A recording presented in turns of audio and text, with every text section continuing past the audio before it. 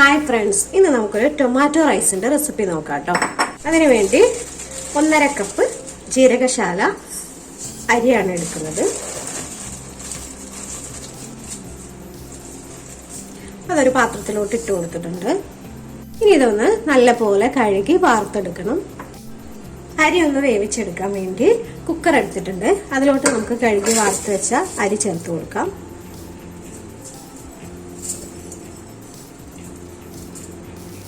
നമ്മളിവിടെ എടുത്തിരിക്കുന്നത് 1.5 കപ്പ് അരിയാണ്. അതുകൊണ്ട് തന്നെ 3 കപ്പ് വെള്ളം എടുത്തിട്ടുണ്ട്. അത് ഒഴിച്ചു കൊടുക്കാം. ആവശ്യത്തിനുള്ള ഉപ്പും കൂടെ ചേർത്തതിന് ശേഷം നമുക്ക് വേവിച്ചെടുക്കാം. മറ്റൊന്നും ഇതിലോട്ട് ചേർക്കുന്നില്ല, ഉപ്പിട്ട് മാത്രം വേവിച്ചെടുക്കുകയാണ്. ഇനി ഒരു വിസിൽ വരുന്നത് വരെ ഒന്ന് വേവിച്ചെടുക്കാം. ചോറൊന്ന് റെഡി ആകുമ്പോഴേക്കും നമുക്ക് ഇതിലോട്ടുള്ള മസാല തയ്യാറാക്കാം. കുറച്ച് ഓയിൽ ഒഴിച്ചു കൊടുക്കാം.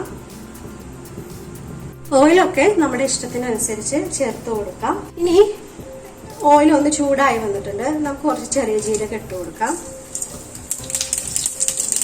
ചെറിയ കഷ്ണം പട്ടയും 3 ഏലക്കായും 2 ഗ്രാമ്പും കൂടിയാണ്, അതും കൂടെ ചേർത്ത് കൊടുക്കാം. അതൊന്ന് പൊട്ടി വന്നിട്ടുണ്ട്.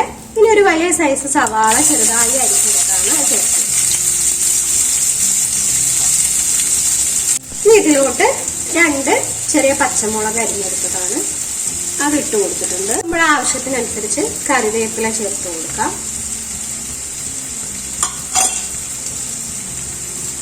ഈ സവാള ശരിക്കൊന്ന് വാടി വരുന്നത് വരെ ഇടക്കൊന്നതുപോലെ ഇളക്കി കൊടുത്ത് അടച്ചു വെച്ചൊന്ന് വേവിച്ചെടുക്കാം. തീ ഒന്ന് കുറച്ച് വെച്ചേക്കുക. ചെറു തീയിലിട്ടിട്ട് വേണം സവാള ഒന്ന് വാട്ടിയെടുക്കാൻ. സമയത്ത് തന്നെ മസാലയിലോട്ട് ആവശ്യമായിട്ടുള്ള ഉപ്പ് ചേർത്ത് കൊടുക്കാം.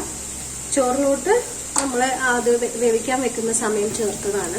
ഒന്നുകൂടെ ഒന്ന് ജസ്റ്റ് ഒന്ന് വഴറ്റി കൊടുത്ത് സവാള ഒന്ന് വാടി വരുന്നത് വരെ അടച്ചു വെച്ച് കൊടുക്കാം. സവാള ചെറുതായിട്ടൊന്ന് വാടി വന്നിട്ടുണ്ട്. ഈ സമയം നമുക്ക് 1.5 ടീസ്പൂൺ ഇഞ്ചി വെളുത്തുള്ളി പേസ്റ്റ് ചേർത്ത് കൊടുക്കാം. കൂടെ തന്നെ 2 മീഡിയം സൈസ് തക്കാളി അരിഞ്ഞെടുത്തതാണ്, അതും കൂടെ ഇട്ട് കൊടുക്കാം. ഇനി ഈ തക്കാളി നല്ലപോലെ വാടി ഉടഞ്ഞു വരണം. അതുവരെ നമുക്ക് വഴറ്റി കൊടുത്തും അടച്ചു വെച്ച് കൊടുത്തൊന്ന് വേവിക്കണം. ചെറു തീയിലിട്ടിട്ട് ഒന്ന് അടച്ചു വെച്ച് കൊടുക്കാം.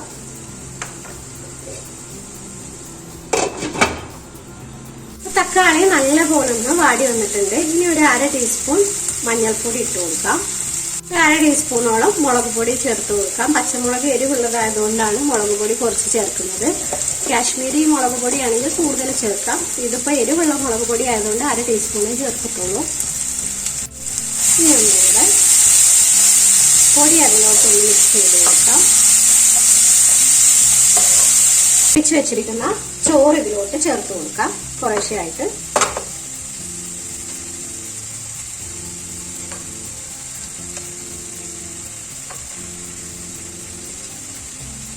ചോറെല്ലാം അതിലോട്ട് ഇട്ട് കൊടുത്തിട്ടുണ്ട്. ഇനി നമുക്കിതൊന്ന് മിക്സ് ചെയ്തെടുക്കണം. ഇപ്പൊ എല്ലാ മസാലയൊക്കെ ചോറിലോട്ട് നന്നായിട്ട് മിക്സ് ചെയ്തെടുത്തിട്ടുണ്ട്. ഇനി ഇതിന് കുറച്ച് നെയ്യും കൂടെ ഒഴിച്ചു കൊടുക്കാം നമുക്ക്.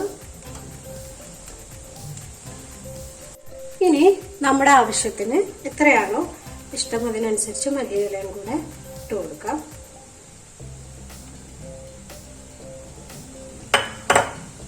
ടൊമാറ്റോ റൈസ് ഇവിടെ റെഡി ആയിട്ടുണ്ട്. നമുക്ക് ഗ്യാസ് ഓഫ് ചെയ്ത് കൊടുക്കാം.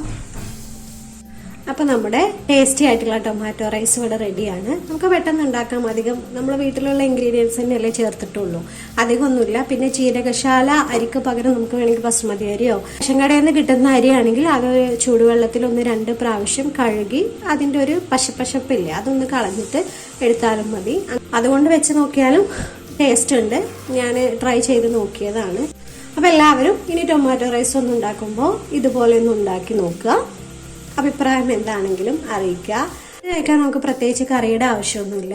നമുക്ക് സാലഡ് കൂട്ടി കഴിക്കാം. ഒരു പപ്പടം ഉണ്ടെങ്കിൽ അത് തന്നെ മതിയാവും കഴിക്കാൻ. എപ്പോഴും പറയുന്നത് പോലെ തന്നെ ഈ റെസിപ്പി ഇഷ്ടമായിട്ടുണ്ടെങ്കിൽ വീഡിയോ ലൈക്ക് ചെയ്യാനും കമൻറ്റ് ചെയ്യാനും ഷെയർ ചെയ്യാനൊന്നും മറക്കരുത്. ആദ്യമായിട്ട് ഈ ചാനൽ കാണുന്നവരുണ്ടെങ്കിൽ ഒന്ന് സബ്സ്ക്രൈബ് ചെയ്തിട്ട് പോണേ. Okay, thank you.